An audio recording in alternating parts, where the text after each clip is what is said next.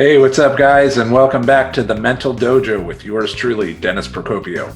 I'm the owner of Man Up Life Coaching, and in this 30-minute segment, we are going to roll our sleeves up, put on our thinking caps, and grind our way through another uncomfortable male topic. So come on inside, I'll see you in there. All right, let's do it. We're in the Mental Dojo. My name is Dennis Procopio, and for the next 30 minutes, we're going to be talking about male life coaching. Specifically, we're going to be talking about being a stern father to your inner child. Now, it's December 24th, 12:30 a.m. here on the West Coast. I turned 50 years old this year, this Sunday, December 20th, and I'm feeling reflective. I'm feeling reflective because this has been a hell of a year. This has been a hell of a year for my guys. 2020 has been no joke. My guys have been trapped in the house with the COVID thing, or they've been essential workers. My guys are either guys who don't want to wear masks, but recognize, hey, I guess I kind of got to play ball. Or guys who are doctors and have to wear masks and ask that you do that.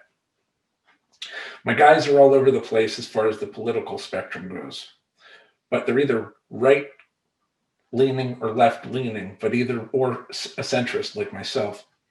But either way, everybody in this group gets along. And getting along requires some sacrifice because we don't all see eye to eye, but we're not going to all go to war with each other and kill each other because that's not the world we want to live in.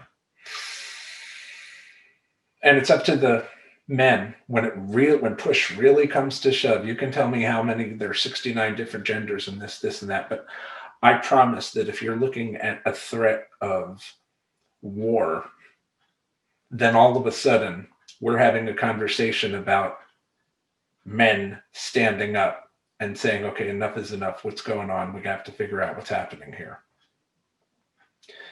And this has been a year for guys to do that. This has not been a joke of a year. Our kids have been home. We've had to homeschool our kids, which means if you have a wife or a girlfriend at home, she's fallen into, kind of a clutch position or routine. If you're single, that's not any better because a lot of my single guys are alone, and wish they had some little honey bun to shack up with. A lot of people are trying not to be, whacked out because of COVID, but they're getting, quarantine fatigue. Dudes are getting cagey. People are getting lazy. The stupid numbers are going back up. All right. And as a leader of men, which is what I am,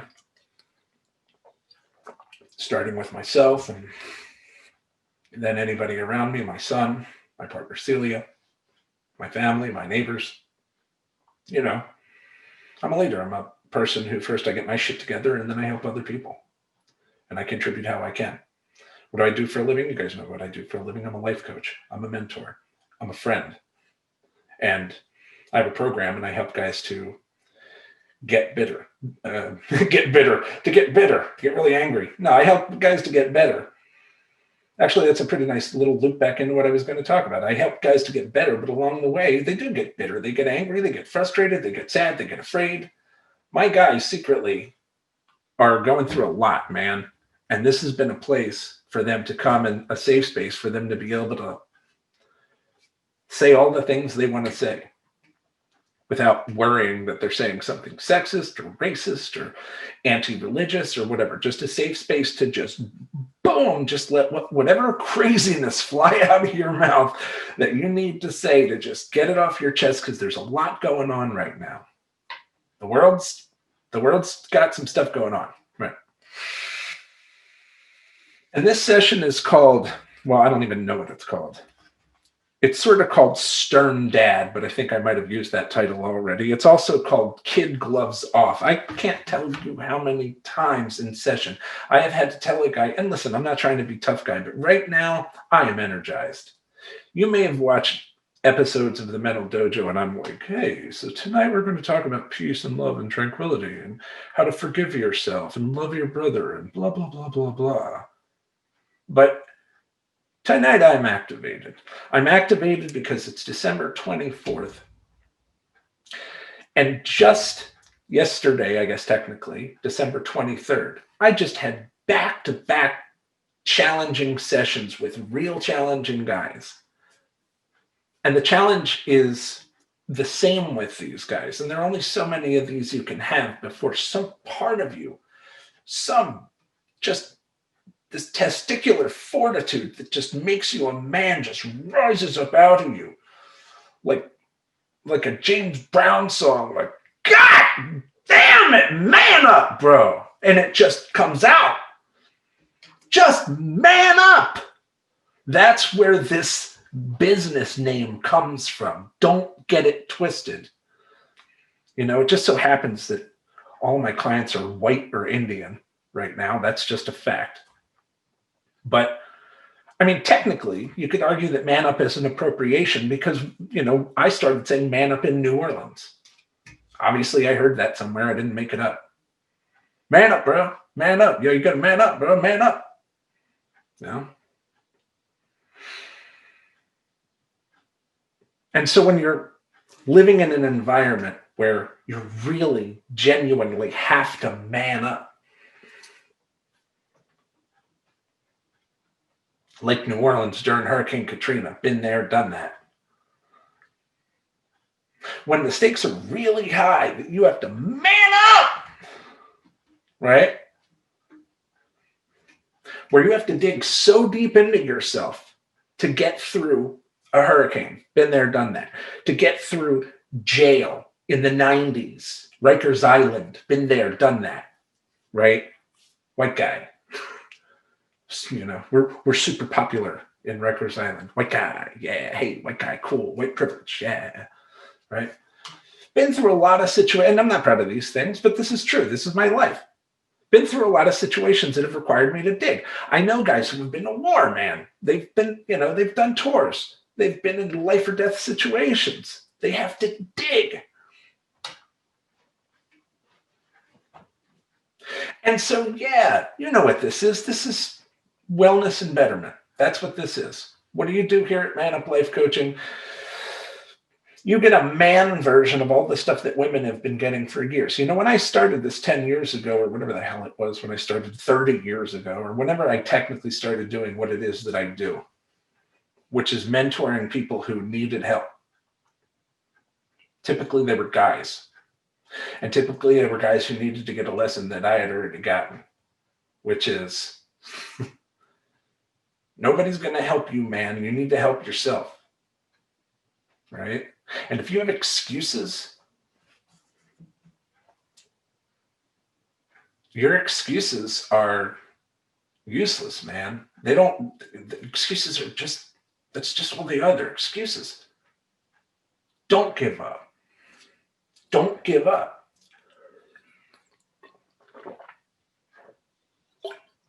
And if I got to kick your fucking ass to keep you from giving up as your brother, then that's what I'm going to do. And I'm going to do it out of love. And you might not understand at the time that it's love, but it's love. I've had to kick my own ass. I have clients who ultimately have to kick their own ass. This isn't some like weird S&M thing where you hire me to be your like fucking bondage daddy, you know? Look my heel, you know, bow to your fucking sensei. This is not that. This is I don't play that role. Like some, you know, I'm sure there are places where you can get that sort of thing. I'm sure there's an outlet for that. But that's not what this is. I'm not like some freaking leather. You know, those guys. But I am a guy who had to take a really uncomfortable road to get even just to where I am today.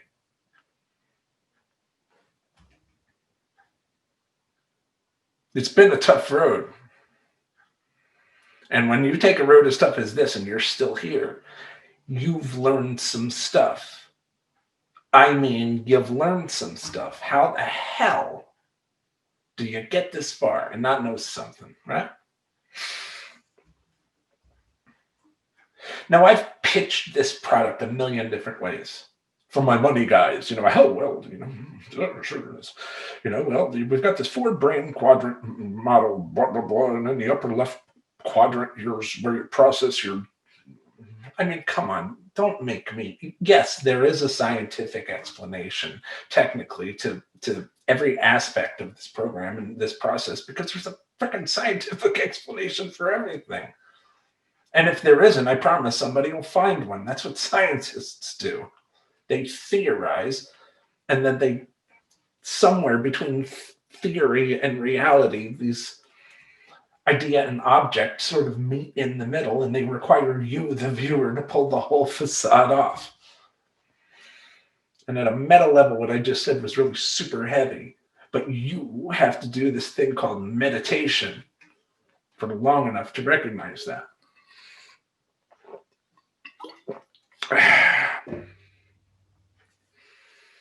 When you do this thing called meditate,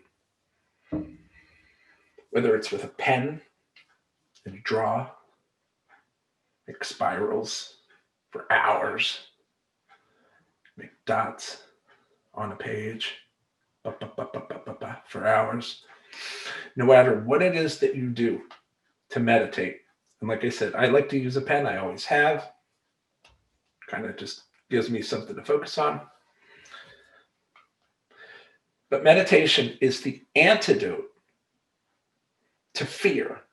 And I'm telling you, I literally remember, I'm going to tell one of my jail stories, and I always feel like a scumbag when I tell these stories. It's always, I really regret every time I talk about this stuff because I'm ashamed that I went through this process. But here, I went through it so that you didn't have to. Okay. I remember this one particular time as an alcoholic, I found myself arrested in Manhattan. It was the 90s. I was in my 20s. I was in the Tombs, as they're called, which is a facility in Chinatown, downtown Manhattan. And I was in a particularly dangerous environment. It was a dangerous time. This was a dangerous environment. And I was having guys really, like, it was getting to the point where something bad was going to happen. I could feel it. I could hear people whispering something bad was going to happen, and it involved like knives and razor blades. And I went into this little cell that I had with this long, skinny window that looks like something an archer should, be firing an arrow out of at the top of a, castle or something. And hold on, for you guys, I'm going to hit pause and then I'm going to come back. There we are. Anyway, I'm in this crappy little cell. There's the little toilet, your little sink, your little cot thing. And you're locked in, there with all these little writings that other people have written, whether they're crappy hip hop lyrics or all of a sudden everybody's into, crosses and God and Jesus and stuff. People get real religious in jail.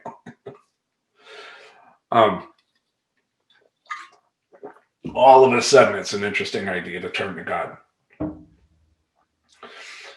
And similarly, all of a sudden, it's an interesting idea for people to pray, for people to meditate. Isn't that where we started? So I'm sitting in this stupid little cell with these writings on the walls, and this sink, and this scratched up freaking piece of metal they're calling a mirror. You can't really see yourself into good. And I take a bar of soap and I draw a circle on the floor of the cell. It's just the size. I mean, the area that you're in is like, 8 by 8, like if that, small, if that. Is it 5 by 5? I don't know. No, not 5 by 5, but it's small. So I make a circle with the soap and I sit down in it, cross-legged, on the floor. And I'm thinking of Jesus in the desert. Now, I don't care if you're religious. I don't care about any of that. I really, really don't. I promise I don't. I'm just thinking about the guy. You've probably heard stories. If you're Hindu, maybe you're not as familiar with these as you are if you come from one of the Abrahamic, religions. But right, so there's this guy Jesus, and he sits down in the desert for 40 days and 40 nights to confront Satan. Desert because it's deserted. That's the idea. Get it? He doesn't sit down in the middle of a party of a TGI Fridays. Right?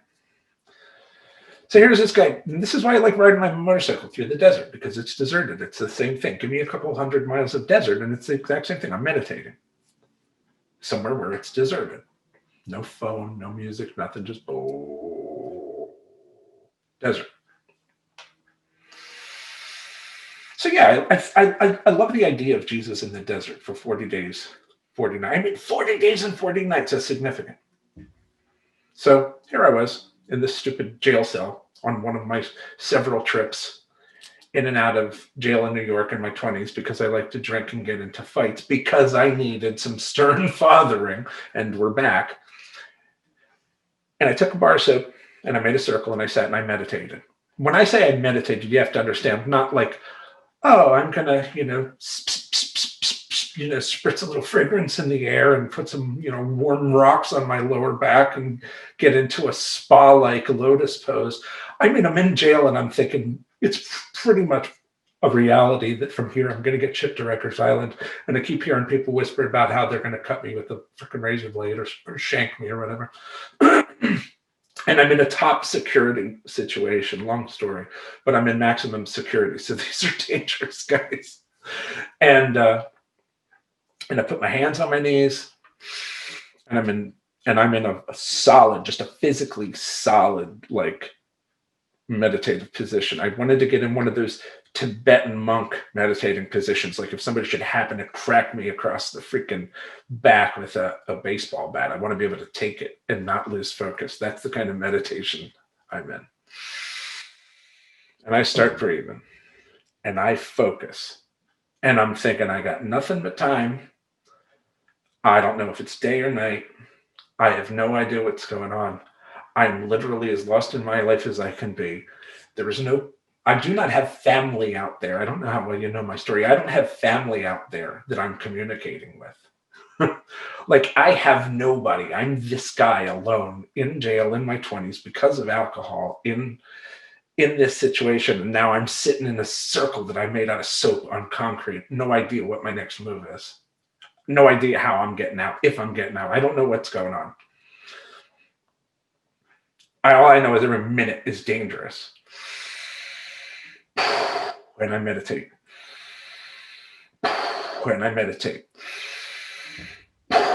And I hit this place, man. I'm trying to tell you. I hit this place that I hit if you come from trauma, like bad trauma, maybe you've broken through to the other side on this, but there is a place of calm that you hit when you have been. There's only so much. Basically something in you breaks. You just can't take any more stress. And in my case, I didn't have a nervous breakdown. I wished I could have. I would have loved to have woken up in a hospital like, oh wow, I guess I must have turned off, and so therefore it was everybody's civil duty to shuffle me off somewhere, feed me drugs, and put me in front of a television. But no, I didn't have that luxury on taxpayer money. But no, I didn't have that happen. What I had instead was going, all right, I can't get this ring off my finger, and these guys are saying they're going to cut my finger off for this freaking ring. Like, everything's going to be okay. Everything's going to be okay. Everything's going to be okay. You got this. And then just boom. Just like that. There's this sudden, complete grounding, certainty. Like your whole body relaxes. Seriously, like somebody just gave you a shot of something. And you realize I have this really difficult to describe certainty, this deeply visceral certainty that everything's going to be okay. And when people say God the Father spoke to them, so what my experience has been, and I'm a father with a son, and my son loves me. So I feel pretty comfortable saying this with authority. There's this deep sense that what you feared, which was that rock bottom was going to be this bad thing, is actually this really powerful, comfortable place. And there's a moment of certainty that you have that it'll be okay as long as you're cool with it being okay. Like, it's your game to lose. It's your piece to ruin. But right now, in this moment,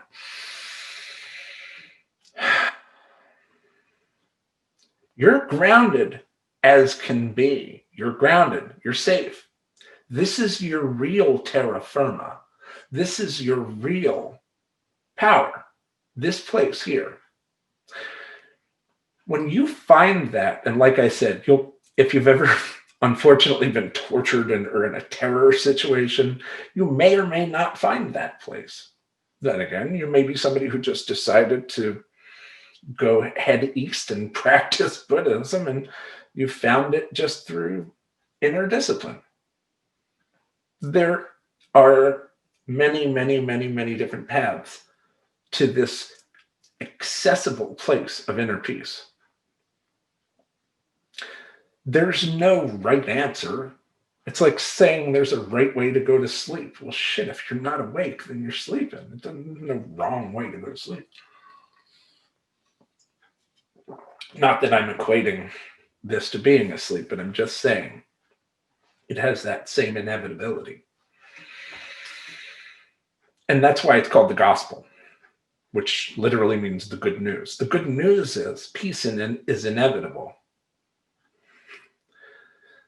The bad news is suffering will be your experience until you accept being grounded, still, quiet for long enough to face your fears. And you have to sit with them. And they're scary. I mean, in my case, the memories that I'm, recounting to you are war stories, essentially. I'm telling you about poverty. I'm telling you about jail. I have videos where I talk about being a child who's molested. I talk about being beaten. I talk about being shot, stabbed, cut, emotionally victimized. I've had stories to tell. I'm not a victim. I'm a guy with a story. A lot of people come through life, and along the way, they have experiences, and those experiences cause them suffering. I'm able to do my job because I know that every single one of the guys who comes to me has in common with every other guy who comes to me, who comes to this Man Up Life Coaching, that he needs to man up, which means he needs to take his kid gloves off and he needs to father his inner child. He needs to be a stern dad because it's that quality of discipline. I'm not talking back of the hand. I'm not talking violence. I don't raise my hand to my child. But, I'm 230 pounds of, man daddy. And my 10-year-old son, who has both dwarfism and autism, can be a hard-headed little special needs child. But there's a point at which his hard-headedness and daddy's hard-headedness run into each other. And we have to negotiate, or there's going to be a problem. And mom already knows. Don't come near this. This is a father and son thing. And he'll test dad, man. I'm going to tell you, he'll test me. But I mean, I'm not saying hit him, but I'm saying that idea, spare the rod, suffer the child. He doesn't want me to be flexible. He's simply reinforcing the boundary and making sure it's a boundary. It's his job to test it. It's my job to reinforce it. Because I do this with him because he knows where the boundaries are. We're able to have peace when we share space.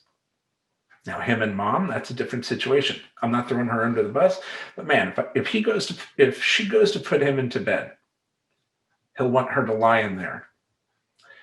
No, he's a light sleeper, so no matter when she gets up, he'll start crying, go, mommy, mommy, mommy, until she comes back in. This is a 10-year-old child with special needs. So she gets trapped into a cycle with him. She can't get out. Me, I go in at 9 o'clock. I hang out with him in bed, kiss him, give him quality time, play with him a little, tickle, tickle, tickle, ha, ha, ha, ha, ha. Here's your little teddy bear. There's a trunk in the room. I sit on the trunk. I play on my phone. I'm usually playing chess with my clients.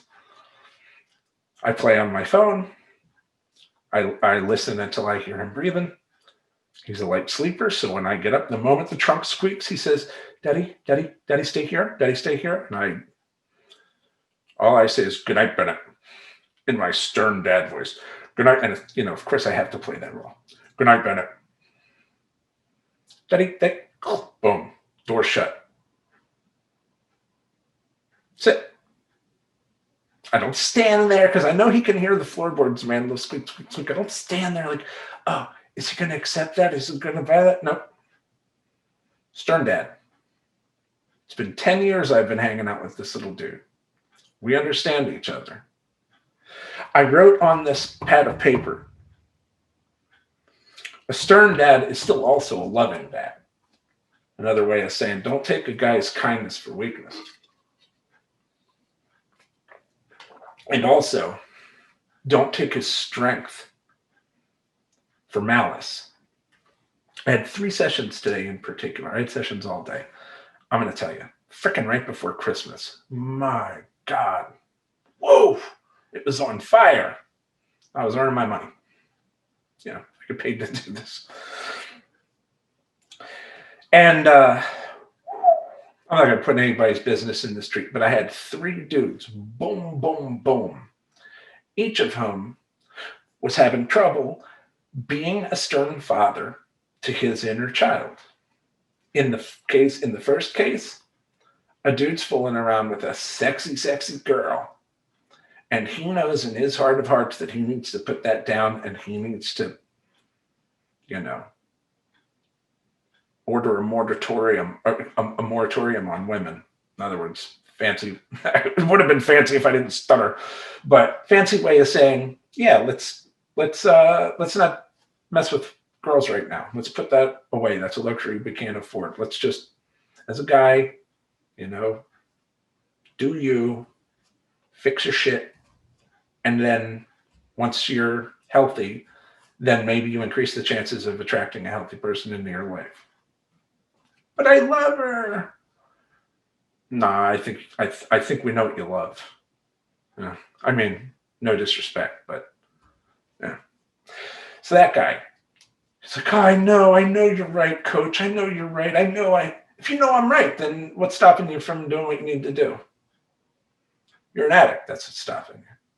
Part of you wants to not do the thing anymore, and part of you still wants to do the thing. And there's a choice there. Do I do the thing or do I not do the thing? You can't straddle the fence. You can't be wishy-washy. That's not what men do. Pick a plan of action and frickin' stick to it. Execute. Now you're afraid of failure. Well, no shit. Okay, but get over it.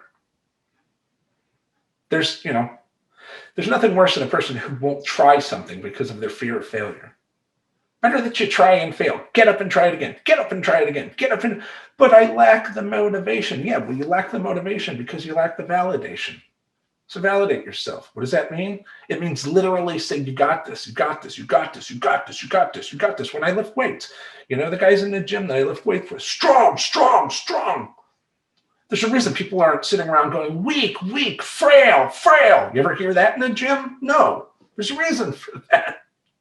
Because yelling strong, strong, strong has a psychological effect. So we validate yourself. Brush your shoulders off. Validate yourself. Validate yourself. Validate yourself. Father your inner child. That's where the motivation comes from. And just like me sitting in that stupid cell, I took that bar of soap. That was a choice I made. I said, no, I do not accept failure as an option.